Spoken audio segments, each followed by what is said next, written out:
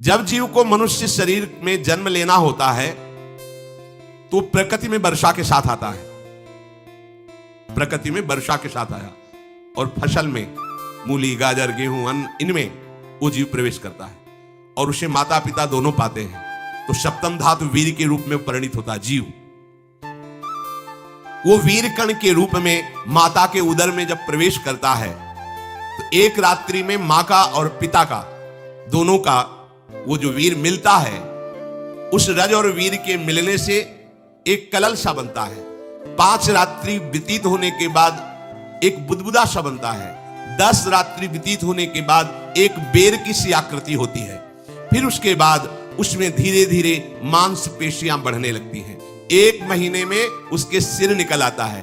2 महीने में हाथ पांव अंगों का विभाग होता है। तीसरे महीने में नख रोम अस्थि चर्म स्त्री पुरुष के चिन्ह प्रकट हो जाते हैं। 4 महीने में मांसादि 7 धातुएं प्रकट हो जाती है।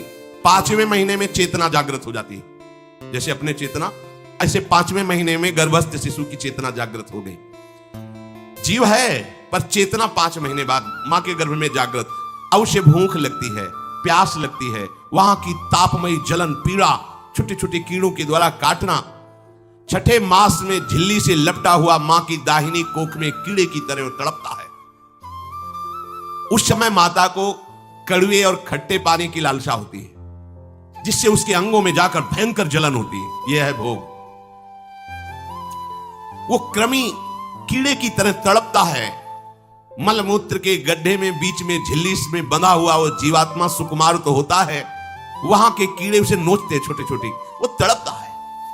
माता प्रसन्न होती कि जब बच्चा हिलता है बोले है, उसकी दुर्गति हो रही, वहां भयंकर कष्ट पा रहा है।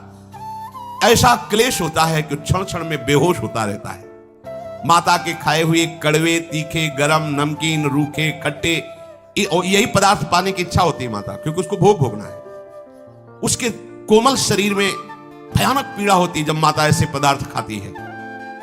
गर्भाशय की झिल्ली में लिपटा हुआ, आंतों और मलमूत्र से घिरा हुआ सिर, पेट की और पीठ और गर्दन एक कुंडलाकार ऐसे कंकण जैसा ऐसी आकृति गर्भस्थ शिशु की होती है।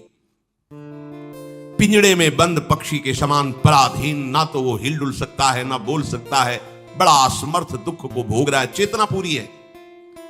इसी समय भगवान द्रवित होकर उसे ज्ञान देते हैं, गर्भस्थ शिशु को, सबको। जे उसे ज्ञान होता है तो सैकड़ों जन्म के कुकर्मों से याद आते हैं, सैकड़ों जन्म के। ओहो, ये मेरे कर्म का ही फल, मैंने ऐसे कर्म किए इसलिए दुख भोग रहा हूं। बेचैन हो जाता है।